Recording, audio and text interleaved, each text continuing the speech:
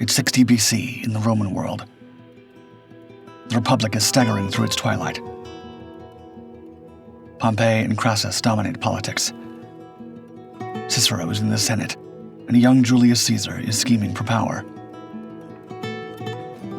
Far from Rome's marble forums, on the wild northern frontier of Gaul, the governor, Quintus Metellus Celer, receives a mysterious gift. Not amber, not furs, not the slaves that oiled the gears of diplomacy on the Rhine frontier. The gift is people. A group of castaways. Their faces are unfamiliar, their stories stranger still. They claim a storm had ripped them from their homeland, flung them across an endless sea, and left them stranded on the windswept beaches the Romans called Germaniae litora, the shores of Germany. The record calls them Indi, or Indians. But did they really come from India? Or were they survivors from a land the Romans could not imagine? Castaways from the Americas, delivered by the Atlantic's vast conveyor belt. This is no legend. It's a two-line report from Rome's earliest geographers, and if true, it could rewrite the history of when old world and new first met.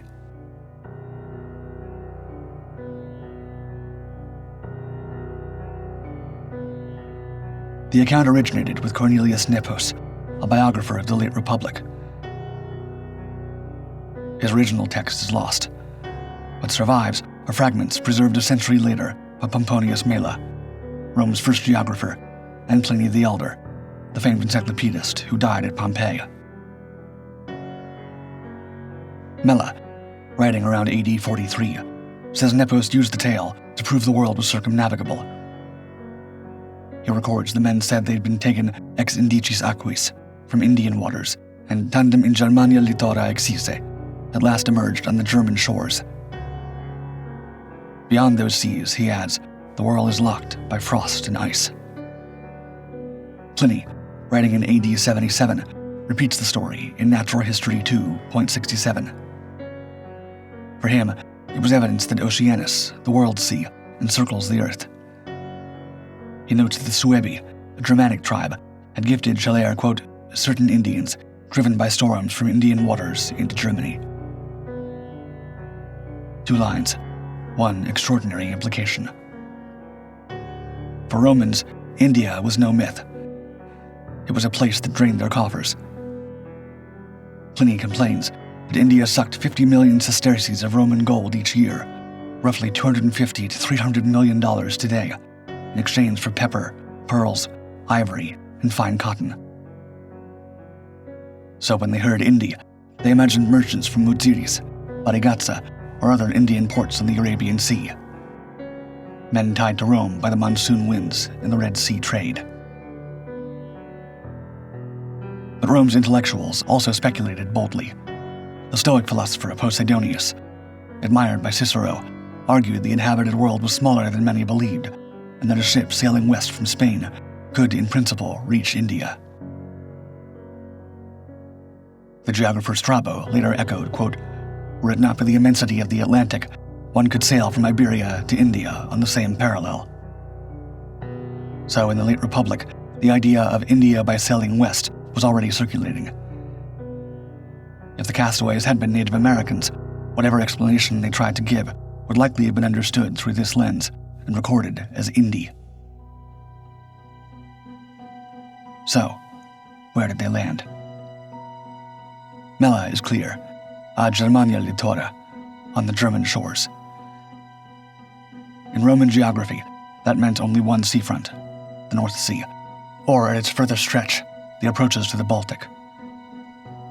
Germania had no coastline in the Mediterranean, so the landing cannot be imagined there. A Baltic landfall is unlikely.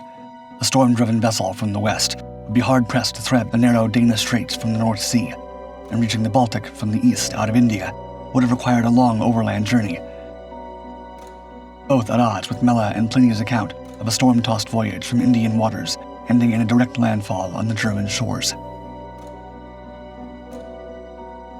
The North Sea makes far more sense. The Romans called it the Oceanus Germanicus, the German Ocean, and knew its dangers well.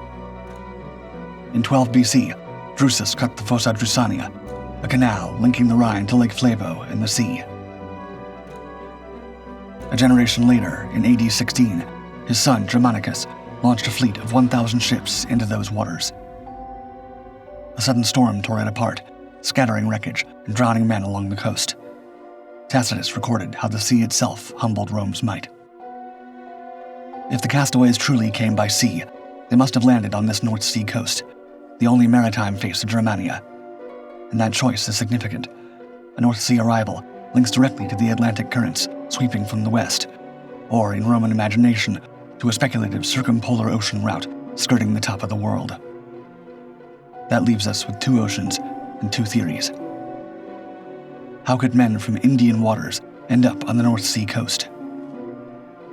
Option 1, the circumpolar route. Mela and Pliny imagined a frozen northern circuit around Scythia and Scandinavia. But reality says otherwise. The Northeast Passage wasn't navigated until 1878-79, when the Swede Adolf Erik Nordenskjöld forced his steamship Vega through Arctic ice, spending 10 months trapped. If a steamship nearly failed, no ancient galley could survive. Option 2, the Atlantic. Here, the physics are compelling. The Gulf Stream and North Atlantic drift currents act like a conveyor belt, moving 30 to 75 miles per day. Anything caught in them, wreckage, logs, even small boats, get swept northeast toward Europe. And history proves it delivers people. As early as the 1400s, rumors abounded, driven by mysterious objects washing up on the far west of Europe's reach. In the Azores, carved wooden objects, made without iron, washed ashore. On Flores, Columbus's own brother-in-law reported seeing two bodies with broad foreign faces, quote, very unlike Christians. In 1477, Columbus visited Galway, Ireland. In the margin of his copy of Imago Mundi, a cosmology book that discusses climatic zones, islands, rivers, and seas, a note is written that states, quote, men from Cathay have come from the west, Cathay being the historical name for China. There, Columbus, or possibly his brother, recorded a local tale. A man and woman of strange appearance had drifted ashore on tree trunks or a crude raft. Some historians now think they were Inuit, carried east by the North Atlantic drift, their features mistaken for Asian by startled locals. And in the 17th and 18th centuries, villagers on the Orkney and Shetland Islands off Scotland spoke of Finmen, mysterious kayakers glimpsed offshore. We now know they were Inuit hunters swept from Greenland. Two of their kayaks survive, one in Edinburgh, another in Aberdeen, where its exhausted paddler died soon after coming ashore. His kayak remains as proof the Atlantic can and does deliver human beings from the New World to the Old. This leaves the language question. Didn't Metellus Celer speak with the castaways to learn their origin? Some argues this proves they were from India, since Mediterranean trade with India already supplied interpreters. But Mela and Pliny only say Celer learned by inquiry. They never specify a shared language or a direct Indo-Roman translation. That information could just as easily have been conveyed through gestures and objects, rather than fluent conversation. Incidents like this were well documented. In AD 8, the poet Ovid, exiled by Augustus to the city of Tomis on the Black Sea for his scandalous poem Ars Amatoria and a Mysterious Error, wrote that he could not speak the Gaelic tongue and had to, quote, make things known by gesture. And in Natural History 6, Pliny tells of a Roman freedman of Agnus Plocamus shipwrecked on Trapabane, later known as Sri Lanka, in the 40s AD. Though he had no common language, he communicated enough about his home in Rome to intrigue the king, who later sent a diplomatic mission to Emperor Claudius. Communication in antiquity didn't require fluency. It required persistence, pantomime, and time. And yet, one slip of the pen could change the whole story. In 1891, the Journal of the American Geographical Society suggested the word Indos might be a copyist's error for Iranos, meaning the Irish, or Iberos, meaning the Spanish? If so, the tale sinks like a shipwreck. But if the text is correct, if they were Indi, we must wrestle with two possibilities. One, Indian merchants somehow circumnavigating the frozen pole, centuries before Nordenskjöld. The other, a tragic Atlantic drift, Native Americans, perhaps Inuit, swept by storm and current to Germania, the first unrecorded contact between hemispheres. The Romans chose the explanation that fit their maps, but we are not bound by their limitations. We will never know their names, nor the shore they were torn from. What survives are two lines in Latin, a storm, and a coastline that swallowed fleets.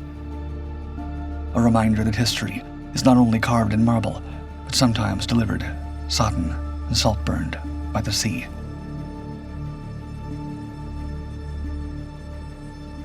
If you had to bet which explanation wins, let me know in the comments. As always, thank you for watching Dark 5. Like and subscribe to continue exploring the greatest mysteries of this world and beyond.